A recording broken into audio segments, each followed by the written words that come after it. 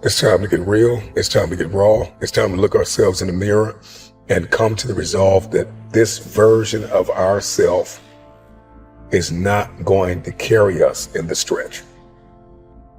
I've been this version of myself long enough that if I don't change, if I don't do something about this, then I'm going to find myself bankrupt. Having that faith, that vulnerability to just see things that are hard to see. You got to get comfortable being uncomfortable. So can you handle the truth? It's a question. And if you can't, then if you see that, then you can say, well, if I'm going to change, I'm going to have to figure out how to deal with that discomfort until the point that I can see what I need to see, then I can change it. So it's the persistence of continuing to do something until you can do it.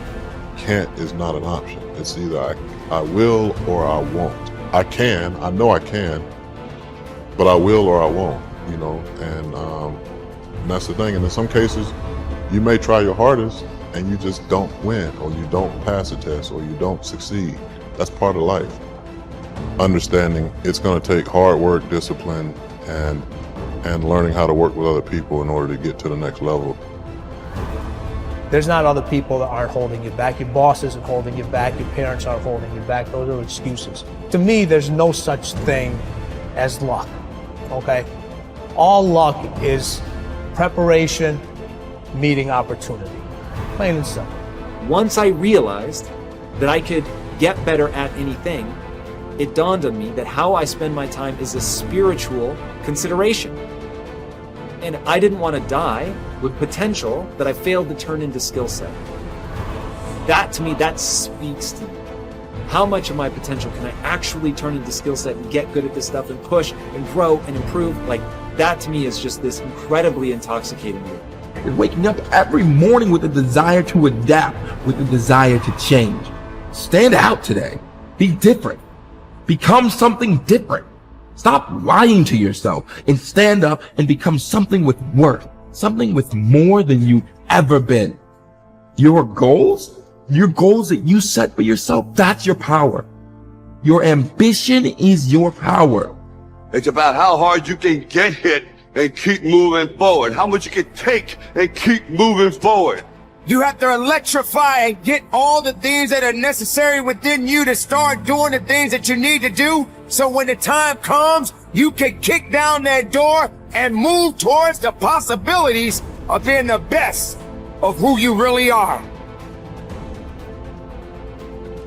Learning how to concentrate, learning how to focus in, deciding that you're going to focus to develop your skills. You'll be surprised of the ideas that will come to you, of the people that you'll be able to attract, of the opportunities that you'll be able to see. You'll begin to see things that have been standing there looking you in the face saying, I can't believe this has been here all this time.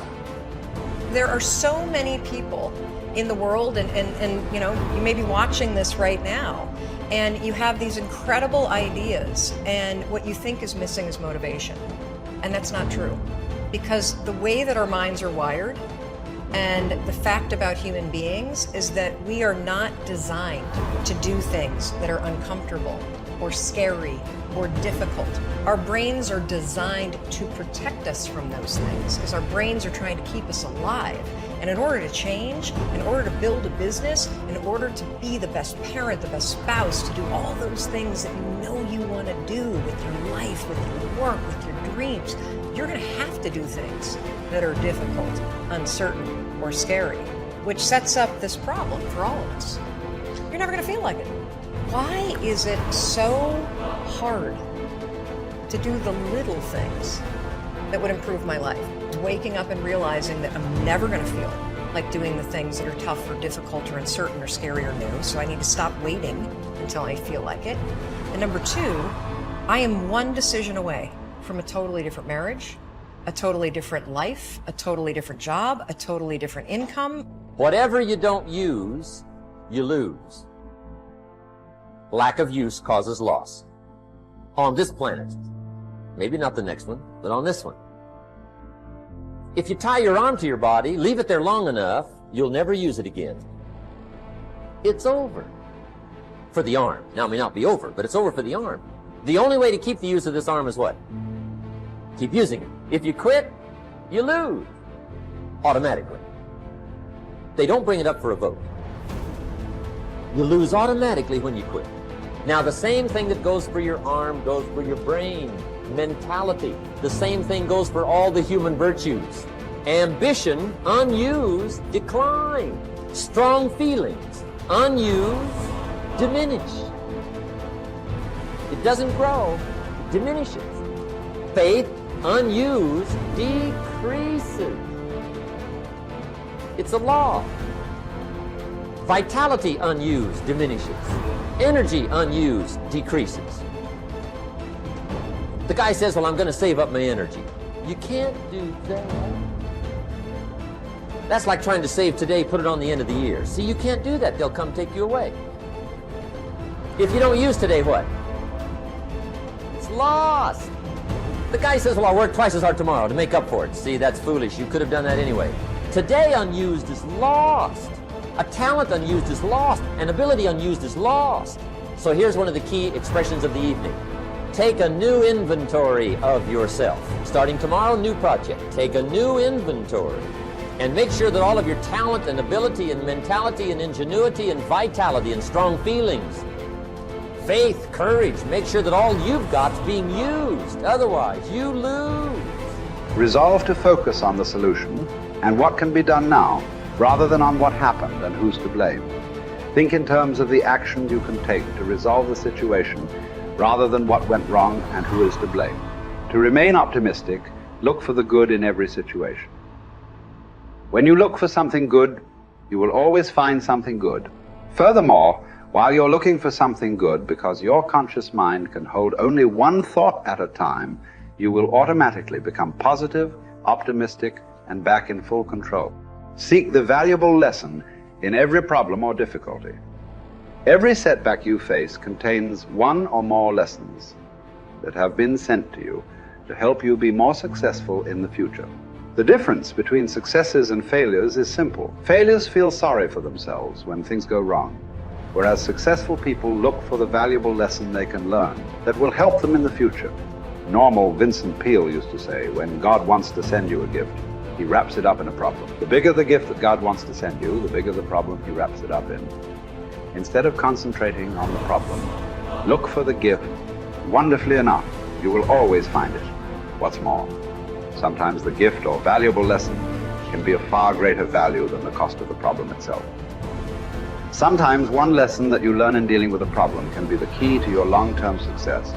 As Napoleon Hill wrote, within every problem or obstacle lays the seed of an equal or greater opportunity or benefit. Your job is to find it. Continually think of yourself as a strong, powerful, resolute person in the face of adversity. In World War, a British general was described by his superiors. There he stands like an iron peg driven into the frozen ground, immovable. Let this be an accurate description of you whenever you face difficulties or problems of any kind. Resolve to stand like an iron peg driven into the frozen ground. When you resolve in advance that you will never give up, your success is virtually guaranteed. In the final analysis, nothing can really stop you but yourself. In life, it doesn't matter how many times you get knocked down. All that matters is how many times you get back up. If you continue to get back up and press onward, you must eventually reach your goal. Each time you exert yourself, discipline to persist in the face of adversity, you also increase your self-esteem and self-confidence. Then, as your self-esteem increases, you feel stronger, more powerful, and more unstoppable. When you feel better and stronger, you become more capable of persisting the next time, and then the time after that. By disciplining yourself to persist in the face of all adversity, you put your life onto an upward spiral of self-esteem, self-discipline, and persistence until you eventually become like a force of nature. I think the best way to prove your value is to work, is to learn, is to absorb, to be a sponge. You always want to outwork your potential. As hard as you believe you can work harder than that. And that's what I tried to do when I first came in the league. But, basketball is such a direct competition sport that me coming in at 17, I hated when my teammates would say, I get hit with an elbow, right? Shaq would hit me with an elbow in practice. I always had that extra chip on my shoulder. So every day in practice for me was really trying to annihilate everybody that I was playing against. I wanted to prove you don't need to babysit me. And so it's always that competitive nature, the work ethic, and curiosity. My philosophy was a very simple one. Rudy was one of my favorite films growing up. After watching that film, I come to understand if I could work that hard, what would my career be? And I made a promise to myself from that day that I was going to work that hard every single day so that when I do retire, I have no regrets. And that was the most important thing for me, is to leave no stone unturned, get better every single day. And if I lived that way, then over time, I'd have something that was beautiful. But that was my philosophy. It seems like a pretty simple one, but if you live your life to just get better every single day, you do that for 20 years, what do you have?